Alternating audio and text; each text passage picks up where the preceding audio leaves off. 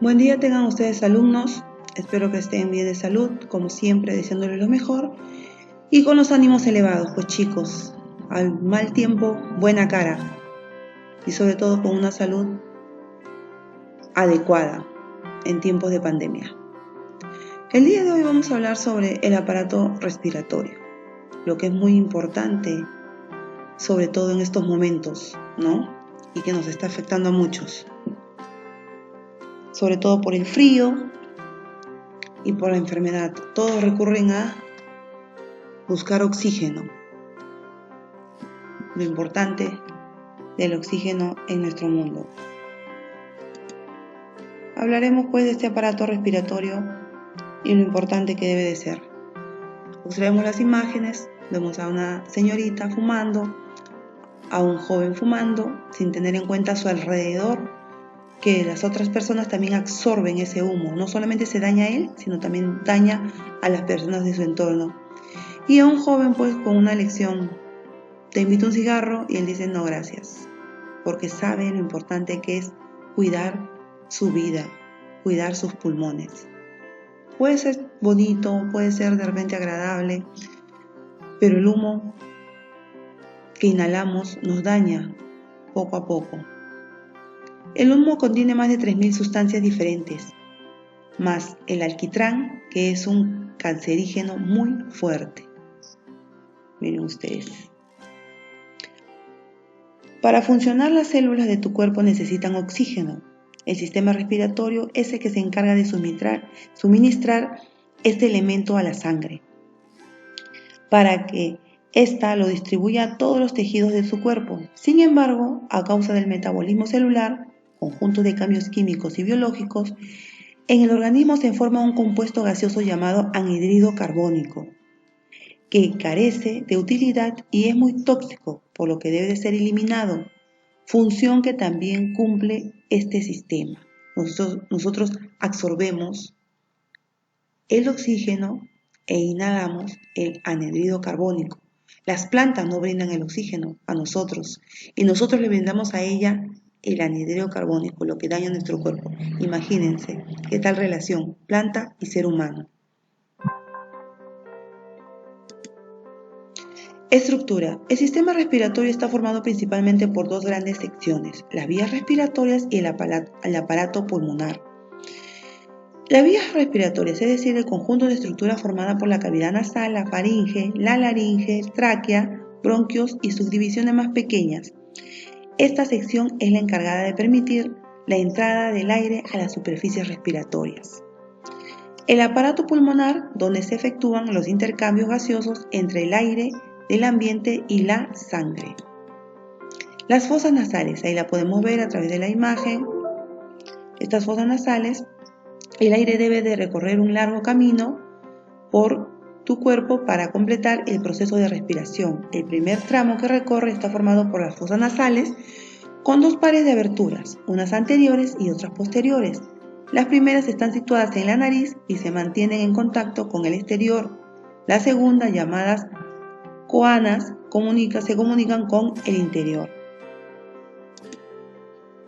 Acá tenemos las paredes de las fosas nasales, están recubiertas por una mucosa denominada pituitaria, que presentan tres protuberancias, conocidas como las cornetas. Cuando el aire pasa por un sector, es entibiado por la gran superficie mucosa del tabique nasal y de los cornetes, siguiendo su calentamiento durante el paso por las vías respiratorias hasta llegar a los bronquios, con una temperatura adecuada que no produzca ningún tipo de efecto nocivo. Es decir que estos aparatos permiten que el aire se entibie en nuestras fosas nasales a través de su recubierta mucosa. Por si no sabías, el aire que aspiras transporta una gran cantidad de partículas de polvo. Los pelos existentes en el interior de la nariz solo son capaces de detener los de mayor tamaño. El polvo es eliminado gracias a la actuación conjunta de los cilios vibratiles, pelos que actúan como pestañas, y del moco que se acumula en esa área. ¿Vieron ustedes que los pelitos que tenemos en nuestras fosas nasales son importantes para limpiar todo ese oxígeno que absorbemos. Y la mucosidad también es importante. La faringe. Ahí estamos observando a continuación de las fosas nasales nos encontramos con las faringes, que tienen la característica de ser un segmento común al sistema respiratorio y al sistema digestivo. Se extiende desde la base del cráneo hasta la sexta vértebra cervical. De 13 centímetros de largo, se divide en tres partes: porción nasal o rinofaringe, porción bucal o orofaringe y porción laringe o laringofaringe. La orofaringe se encuentra limitada arriba por el paladar y abajo por el borde superior de la epiglottis, que es un cartílago que cubre la abertura de la laringe cuando comes, evitando así que el alimento entre la tráquea. Contiene las amígdalas palatinas y muchas veces son víctimas de inflamaciones, lo que conocemos como amigdalitis. La faringe está revestida por una capa mucosa que se encarga de atrapar las partículas de polvo que llegan a este lugar y que son expulsadas a través de la tos o, en el peor de los casos, tragadas. La laringe. Es la laringe la gran responsable de que otros oigan tus palabras. Está compuesta por muchas piezas cartilaginosas y se encuentra entre la raíz de la lengua y la tráquea. Además contiene los 4 cuerdas vocales que te ayudan a hablar. 2 son llamadas cuerdas falsas y las 2 restantes cuerdas verdaderas, pues son las que realmente intervienen en la emisión de la voz. Imagínense lo importante que es la laringe. Nos permite emitir nuestra voz, nuestros sonidos. La laringe es un órgano móvil, ya que se mueve con fonación, la voz y la deglución, y es durante esta última que se adquiere mayor movilidad. Es llevada hacia arriba y adelante en su totalidad, apartando la glotis del paso de los alimentos, que se escurren por los lados de la epiglottis, evitando la penetración de los alimentos en la tráquea. Esta es la laringe. En la diferencia de géneros, hombre, adulto, la laringe está ubicada frente a la tercera, cuarta, quinta y sexta vértebra cervical. En cambio, en los niños y en la mujer adulta se encuentran en una posición un poco más alta. De hecho, hasta la pubertad, el tamaño de la laringe es distinto entre hombres y mujeres. En la mujer, el crecimiento es muy pequeño, mientras que en el hombre es bastante considerable. La laringe está formada por un esqueleto cartilaginoso y es el cartílago mayor el que forma un bulto llamado prominencia laringea, nuez o bocado de Adán, especialmente marcado en los varones, la famosa manzana de Adán, ¿no, chicos? El pecado. La tráquea. Bajando por la laringe nos encontramos con la tráquea, un tubo cartilaginoso y membranoso, que mide entre 10 a 11 centímetros. Sus paredes son bastante resistentes gracias a los 20 anillos cartilaginosos que posee. Aproximadamente la mitad de la tráquea se encuentra en el cuello y la otra mitad en el tórax. A la altura del esternón es ese hueso en forma de espada que tienes en la mitad de la caja torácica. Se divide en 2 bronquios, uno derecho y otro izquierdo, que se dirigen hacia los pulmones.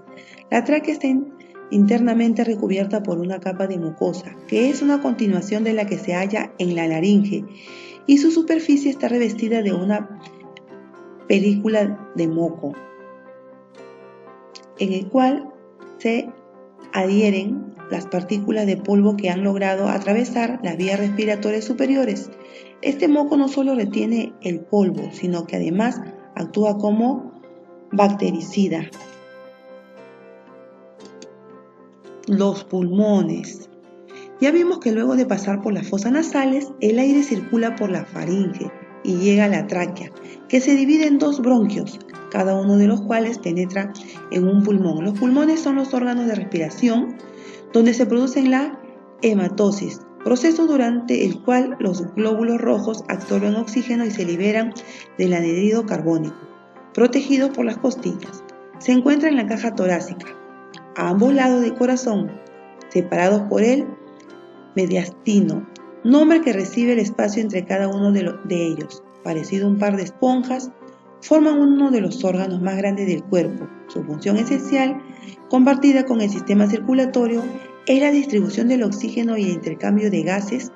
Tienen la capacidad de aumentar de tamaño cada vez que inspiras y de volver a su tamaño normal cuando el aire es expulsado. ¿Sabías que el pulmón derecho es más grande que el pulmón izquierdo? Yo creo que sí, lo sabían ustedes. Esto porque está dividido en 3 lóbulos: superior, medio e inferior, y el izquierdo solamente en 2, superior e inferior.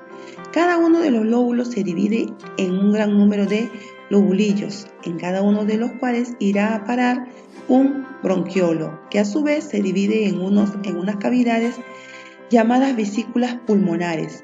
Estas forman otras cavidades llamadas alveolos. Ya entendemos, chicos, el pulmón derecho es más grande que el pulmón izquierdo. ¿Y por qué? Porque uno se divide en 3 lóbulos: superior, medio e inferior, y el izquierdo solamente se divide en 2, superior e inferior. La pleura. Rodeando los pulmones, las pleuras. El pulmón está recubierto por una membrana serosa que presenta 2 hojas, una que se adhiere a los pulmones, llamada pleura visceral, y otra la que tapiza el interior de la cavidad torácica, denominada pleura parietal. Estas 2 capas se encuentran en contacto, deslizándose una sobre otra cuando tus pulmones se dilatan o se contraen. Entre ellas se encuentra la cavidad pleural, que se encarga de almacenar una pequeña cantidad de líquido, cumpliendo una función lubricadora. Pero la misión principal es la membrana pleural. La función principal de la membrana pleural es evitar que los pulmones rocen directamente con la pared interna de la cavidad torácica, manteniendo una presión negativa que impide el colapso de los pulmones. El árbol bronquial. Ya habíamos visto que a partir de la tráquea nacen los bronquios. Estos se abren en 2 ramas que penetran en cada uno de los pulmones, junto con vasos sanguíneos y nervios. Son estas ramificaciones las que reciben el nombre de árbol bronquial. Al entrar en los pulmones, se producen varias bifurcaciones a medida que los bronquios se hacen más estrechos. Estas ramitas más delgadas del árbol, de solo 1 milímetro de anchura, son lo que conocemos como bronquiolos. El proceso de la respiración. Nuestro cuerpo no puede almacenar oxígeno, por lo que es importante respirar día y noche para que el aire entre y salga de los pulmones. La velocidad y profundidad de la respiración es algo relativo, que controlan específicamente procesos involuntarios en el tronco cerebral. Como ya te contamos anteriormente, este proceso es absolutamente automático e involuntario, al punto de poder adaptarse a las necesidades de tu organismo. La acción de respirar consiste en transportar el aire a los pulmones para que la sangre se nutra de oxígeno y se purifique, para luego expulsar el anhídrido carbónico del cuerpo. Cada vez que respiras, se producen 2 movimientos que ya conocemos: inspiración y expiración, es decir, entra y sale el aire. En esta etapa se intercambian más de medio litro de aire. Bien, esfuerzo pulmonar. Para inflar un globo como este es necesario que antes de hacerlo inspires muy profundo, ya que solo podrás llenarlo de aire con una larga expiración. Es un esfuerzo pulmonar. Acá, chicos, les doy las gracias. Gracias por el aire que respiramos cada día, que es muy pero muy importante en estos tiempos de pandemia. ¿Cuántas personas enfermas recurren a comprar el oxígeno porque no pueden respirar? ¿Y cuánto cuesta este oxígeno que día a día tenemos que ingresar a nuestro cuerpo? Valoremos nuestro medio ambiente, valoremos las plantas que nos permiten, que limpian todo lo malo, todo ese anhídrido carbónico que eliminamos, ese anhídrido carbónico que eliminan los carros, el ambiente. estas plantas nos dejan un ambiente limpio y puro. Valoremos nuestra naturaleza. Bueno chicos, les dejo la actividad para que ustedes la resuelvan, deseándole muchas bendiciones y hasta la próxima.